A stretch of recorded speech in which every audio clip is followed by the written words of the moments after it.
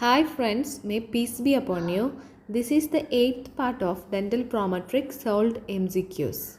Welcome to Easy Learn from Easy Life. For part 1 to part 7 videos, see the description box.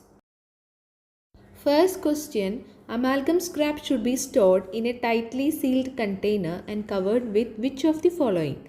A. Water, B. Glycerin, C. Sulfide solution, D. Sodium hypochlorite solution. Answer is C. Sulfide solution. Scrap amalgam has been identified as a potential source for the release of mercury vapor in the dental office. Studies have shown that sulfide solutions are effective agents in suppressing or eliminating the emission of mercury vapor from amalgam scrap. Other liquid storage media have limited effectiveness.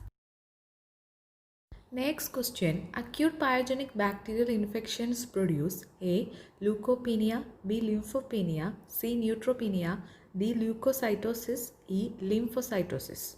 Answer is D. Leukocytosis.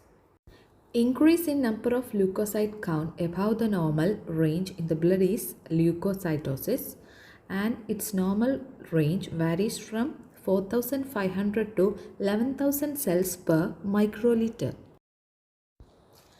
Types of leukocytosis include neutrophilia, lymphocytosis, monocytosis, eosinophilia, and basophilia. Increased number of neutrophils is neutrophilia, and it is the type of leukocytosis that occurs most often, and it is associated with infections and inflammation. Increased number of lymphocytes is lymphocytosis, and it is very common and it is associated with viral infections and leukemia. Monocytosis, it is increased number of monocytes, it is uncommon and associated with certain infections and cancer. Increased number of eosinophils is eosinophilia, it is very uncommon and it is associated with allergies and parasitic infections. Basophilia is increased number of basophils. It is very rare and it is associated with leukemia.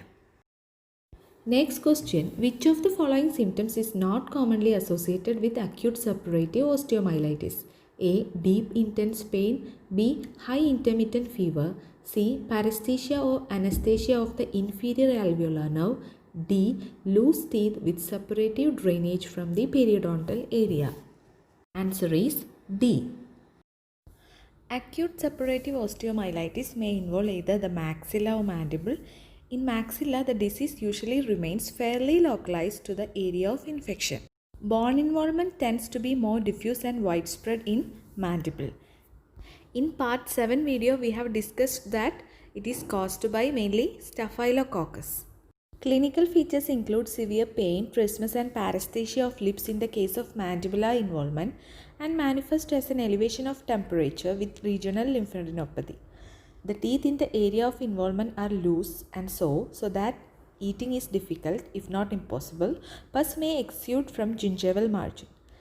This symptom is not commonly associated with acute osteomyelitis. So, our answer is D. Gingival overgrowth, hirsutism, coarsening of facial features, lymph gland hypertrophy, cognitive deficits, and fetal abnormalities are side effects associated with which of the following anti-epileptic drugs?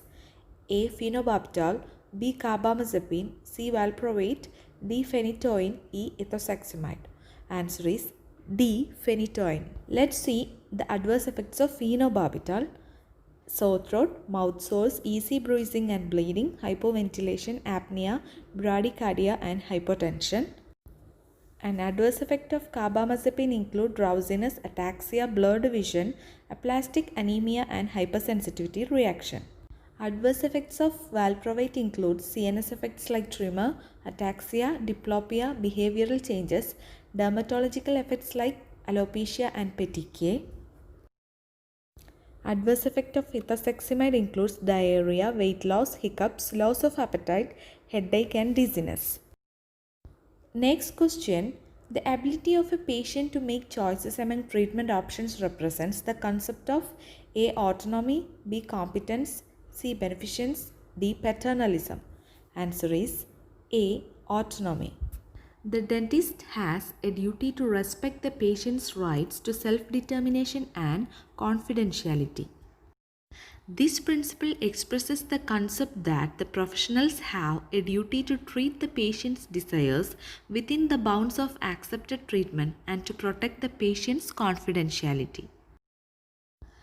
Under this principle, the dentist's primary obligations include involving patients in treatment decisions in a meaningful way with due consideration being given to the patient's needs, desires and abilities and safeguarding the patient's privacy.